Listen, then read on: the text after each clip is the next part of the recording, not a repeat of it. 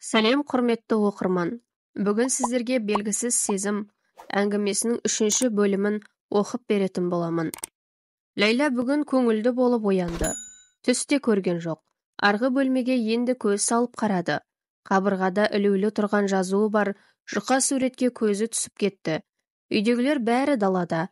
Әркім өз тірлігімен, анасы жұмысына кеткен. Ол әлгі жазуға қараса, Фатиха Құранның сөзі болып шықты. Бір кезде дауыстап оқып, көргісі келді де, қайта-қайта оқи бастады. Тілі келмей оқуға төселгенше оқи берді. Сөйтті де, демде жаттап алды. Есте сақтау қабілеті бұрыннан күшті. Үнемі атқақтап, соғып тұратын жүрегі тынышталғандай, бойын басқаша бір белгісіз сезім биледі. Ол әжесі намаз оқығанын бұрын көріп жүретін. Кенет оның да ниеті намазға оқуға ауып, алдағы күнде дұрыстап үйренуді мақсат етіп қойды. Анасы оған сары дауыл уақиғасынан кейін калима қайтаруды үйреткен. Қорықса не жолға шықса, іштей қайталап оқып отыратын. Дұғалардың құдіретіне сенетін. Содан төркінінде біраз болды да балаларын ертіп, үйіне қайтуға жол тартты. Ол кезде ұялы телефон деген жоқ. Ол түгілі үй телефонының өзі аз ғана үйлерде бар болатын. Төркінінде көп жүріп қалған ол, Думанның жағдайы не болды екен деп уайымдап, іштей жаны жеген. Енді міне көрсер күн жақын. Автобуста отырып тағы өткен күндері ойына оралды. Тұрмыс құрғанына 1 жылдан асқан шағы. Қайнағасы сол жылы шопан болып қой бағуға, отбасымен бірге отарға көшіп кеткен. Туым кезінде Думан мен Ләйланы жәрдемге шақырды. Оның үстіне 1-2 айлық емізулі шақалағы бар абысыны ауырып, аудан емханасына жатып қалған. Бір күні қайнағасы әйелінен хабар алуға кетті. Аудан орталығынан басқа да керекті шаруалары бар еді. Сол күні Думан қой бағуға кетті. Ләйла үйдегі қайнағасының кішкентай 2 баласына қарап, әрі үй тірліктерін жасап үйде қалды. Күндегі тірлік осы. Думан кетіп бара жатқанда оған, Ләйла, қозыларды кешке қамап, қораның есігін жауып қой, әйтпесе аналық қойлар келгенде қосылып кетіп еміп қояды, сүтсіз қаласың. Ең сорақысы олар қозыларын ертіп кетсе, таппай қаласың деген. Сонымен күн екінтіге таяғанда Думан үйге кеп айқайлап жөнелді. Не болып қалды деп Ләйла сыртқа жүгіріп шықты. Ерте келеді деп ойламаған. Думан аналық қойларды үйге жақындатып, бойдақ қойларды әкелуге кері қайтып кеткен екен. Сол арада қозысына қосылып аналық қойлар өріске қайтып кетіпті. Көрінбейді. Мұны көріп Думан ашуы кеп, неге қораның есігін жаппадың? Бар енді өзің тауып кел деді. Ләйла намысқа тырысып, балаларға қазір келем, үйден алыс кетпеңдер деді де өріске тартты жаяу. Қолына кішкентай қаңылтыр жүзді пышағы алды. Карани қазып 2 балаға әкеп бермек. Оларға уәде берген, келгелі өріске алғаш баруы, жер танымайды. Бірақ намыс өртеп барады. Тәуекел етті. Думан сары тайға мініп алған. Алдына озып, ол да өріске кетіп барады. Бұл жолды да білмейді. Әйтеуір жан-жақты қарап келе жатыр. Дала теп-тегіс көрінеді екен. Бірақ түрлі дала өсімдіктерінің маңайына жиылған құмдар мен арагідік құм жалдар кезігеді. Көлік жүретін жолда бар. Жол бойын қаптаған биік-биік сексеуілдер сексейіп, жорыққа шыққан жауынгерлердей суық көрінеді. Біраз уақыттан соң Думанды көрді. Қой қозыларды тауыпты. Айдап келеді. Ат мінгесін бе мұның жанынан зырлап өтіп кетті. Қой қозысы да шопаны да. Ләйла көңілі жайланып жол бойы Карани іздеп келе жатты. Сөйтіп, әудем жерде көрінетін үйін қараса жоқ. Қайда жүргенін білмейді. Тақыр сайда жүргені есінде. Жерге үңіліп, Карани іздеме салдын. Енді қараса алдында құмды жалдар жиелеген, адасқанын сезді. Қорқыныштан тіліне калимасын қайтарып, тоқтамай жүре берді. Қолында 3-4 каранейі бар. Ләйла сол жүргеннен мол жүріп, бір дауысқа елтіп кете берді. Ол дыбыс жылаған баланың дауысына ұқсас еді. Кейін білді, ол мәлін деген аң екен. Естуінше ол адамды арбап, шаршатып барып өлтіреді.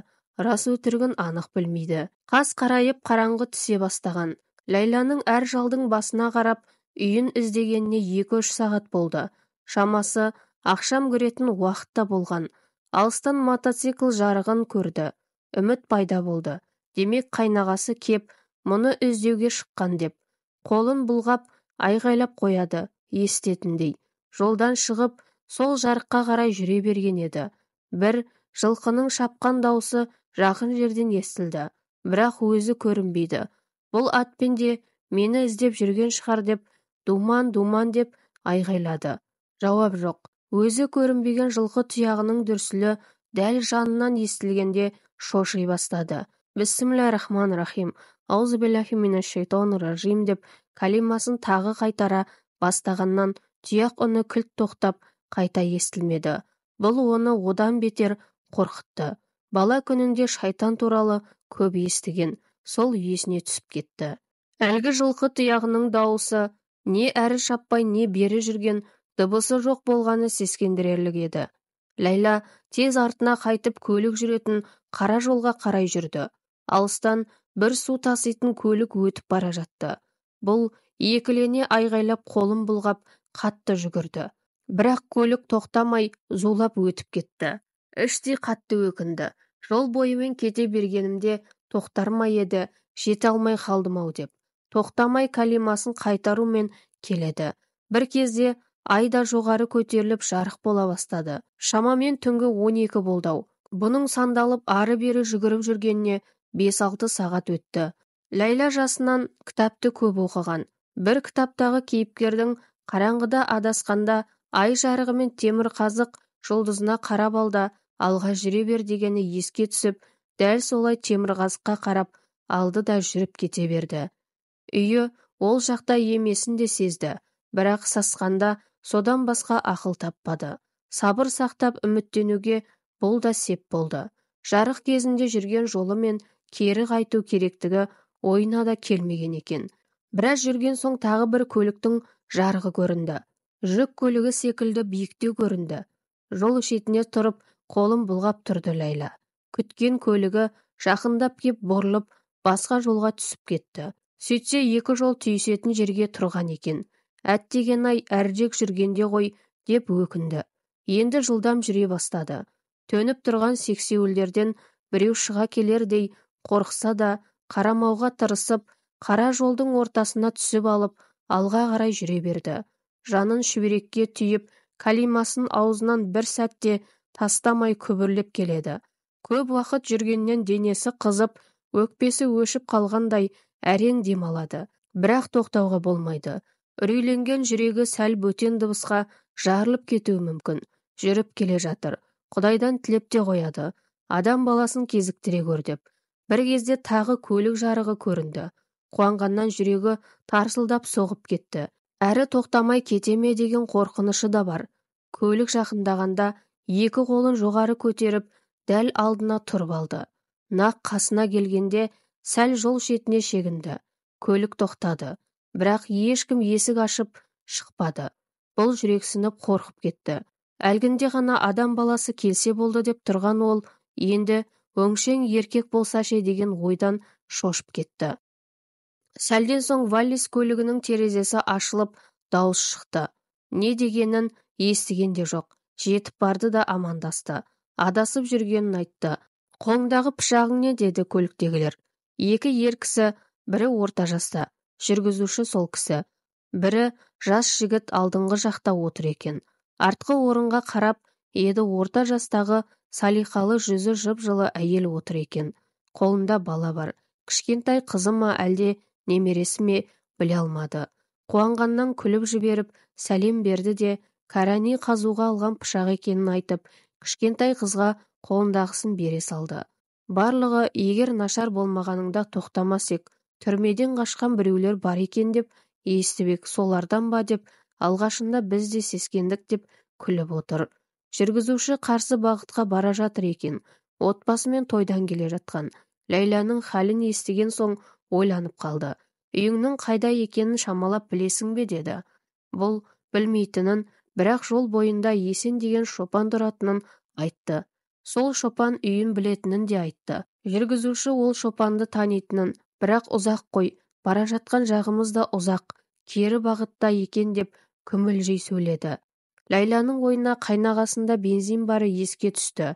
Мені апарсаңыздар, қайнағам бензин береді.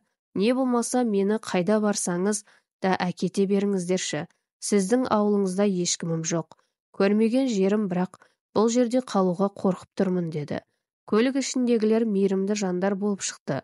Ләйланы бір ауыздан әлгі шопанның үйіне апаруды ұйғарды. Содан біраз жүріп, көздеген жерге жетті. Жүргізуші шопанның үйіне барса, сары тай мінген қайнағасы да жоқ іздеп жүргенін айтып, алдынан шығыпты. Ләйла көлікте отырып, қайнағасын көріп қуанып кетті. Көлікке жол бастап бара жатты. Бірталай жүрген соң тағы бір бурыл жорға мінген аттылы адам көрінді. Қанжығасына 10 литрлік канистер тағып алған. Бұл Думан еді. Ләйла, бұл менің жолдасым ғой деп қуана айғайлап жіберді. Думан көлікке жақындап аттан түсіп, көлік ішіндегілермен амандасты. Жүргізуші мысқылды дауыспен қулана күліп, «Ей, не іздеп жүрсің?» деді.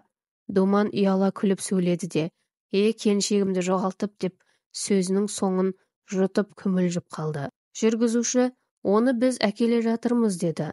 Думан, «Ләйла, Ләйла» деп дауыстап жіберді. Ләйла жаймен ғана «Әу» деді. Думан, «Шықсай» деп бұйыра сөйледі. Жүргізуші, «Осынша жерге әкелдік, енді апарып тастаймыз, үйіңе жол баста» деді. Думан келіскенді бурылға секіріп мінді де жол бастай жөнелді.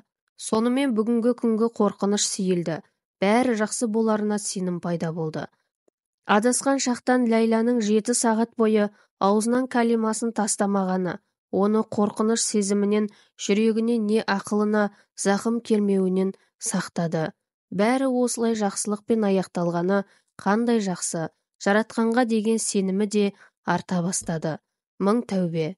Ләйланы үйіне апарып салып, көліктегілер үйге кірді. Ләйла дастархан жайып, қонақтарына шай беріп жүгіріп жүр. Екі беті қызарып, табандары қызып кеткен. Бірақ әлі де демалған жоқ. Ол жасынан еңбек сүйгіш еді, шаршау білмейтін. Бала күнде 6 жасында Ләйла қалада тұратын кезде теледидардан көріп алып, спорттың жеңіл атлетика түрімен де шұғылданған. Бірақ ауылға келгесін нағашы әжесі онысына түбегейлі қарсы болған. Сонан соң жасырын жасап жүрді. Сонымен бірге мектепте де спортқа ынтасы күшті болатын. Турникке тартылып айналып, бұлшық еті шиыршық атып, қызыға қимылдайтын. Ауыл өмірі қызық қой. Кей қызығушылығы жағынан қыз бала қалауына шекара қойылады. Бұл штангада көтеретін өзі. Досының үйіне барып, оның ағасының штангасын көтеріп шұғылданып кететін. Барлық ел ұйықтап жатқанда досы рұқсат берген. Бірақ дене шынықтыру мұғалімі Берік ағайы маған қыз емес ұл балалар керек, спортпен шұғылданатын. Аудандық облыстық байқауларға дайындауым керек деді. Ләйланың меселі қайтып, спортшы болам деген арманы сол кезде ерте сөнген. Биге де ынтасы зор еді. Балетке де 1 ай қатысқан балабақшада. Бірақ балабақша дәрігері оның бойы өспейтінін айтып, тағы 1 жыл күтейік. Сол арада өссе, балетке қайта аламыз деп қайтарған. Мұның одан да меселі қайтып қалған. Бірақ еңбек сүйгіштігі бастаған ісін бітірмей қоймайтын, тындырымдылығы әжесіне ұнайтын. Сол үшін 4-ші сыныпта кезінен бастап жанына көмекке Ләйланы шақыратын. Ол таңертең ертемен Ләйланы ұйқысынан оятатын. Ләйла таңнан тұрып, әжесіне жәрдем беретін. Сиыр сауғанда бұзауын ұстап тұратын, өріске сиырды айдап салатын, кейінде өзі де сиыр сауатын болды. Өрістен кеп үй артындағы егінді қарайтын. Көктемде күрекпен жер аударып, шымнан тазартып, жоңышқа, судонка тағы басқа егетін. Жазда орып алатын да кептіріп баулайтын. Қысқа керек деп кетпен алып, бос жатқан атыздарға үй айналасына өскен қалың жантақты шауып, дестелеп дайындап, бір жерге шөмеледей ғып үйіп қоятын. Тағы өскенде тағы солай шауып қосып қоятын. Күз басталғаннан топырақпен көмген жүзім бұтақтарын көктемде құмнан аршып қоятын. Әдемілеп құмды жүзім бұтағының айналасына жайып, су келетін арықтарын дұрыстап қазып, суаруға дайындап қоятын. Суару кезегі келгенде бір күн бір түн білтелі паныш шамды ұстап алып, Бастапқы жылдары әжесімен бірге, ал сонан соң жалғыз өзі егінді суара беретін болды. Әжесі бұл уақытта дастархан жайып, самаурынға су қайнатып, сүт қатқан қою қара шайын демдеп келетін.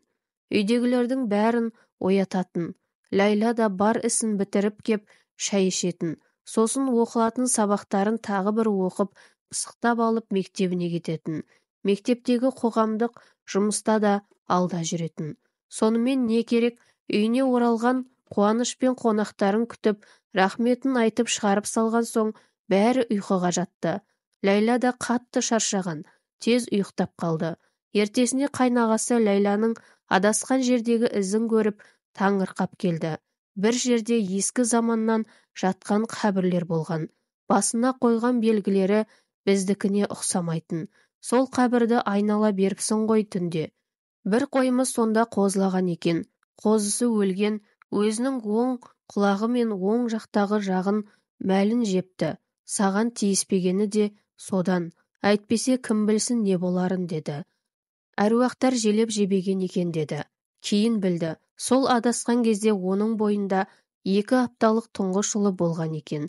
Ай күні жетіп 4 күн толғатып, аса қиналып, балапанақтай ұл бала туылған. Сол ұлы ақылды да адал жігіт боп ер жеткесін, Ләйланың бүкіл өмірінің бақытты да тыныш өтуіне себепші болды. Ол туралы келесі кітапта айтармын. Ал құрметті оқырман, әңгімем осымен соңына жетті. Ләйланың бойындағы белгісіз сезімінің тылсым күшпен байланысы болып, 20 жыл өткен соң өлең жазып, ақындыққа бет бұрды. Және сол жасында намаз оқимын деген ниетін орындады. Намаз оқығалы ешқандай түс көрмейтін болды. Жүрегі тыншып, қайтадан отбасымен бірге бақытты өмірін жалғастырды.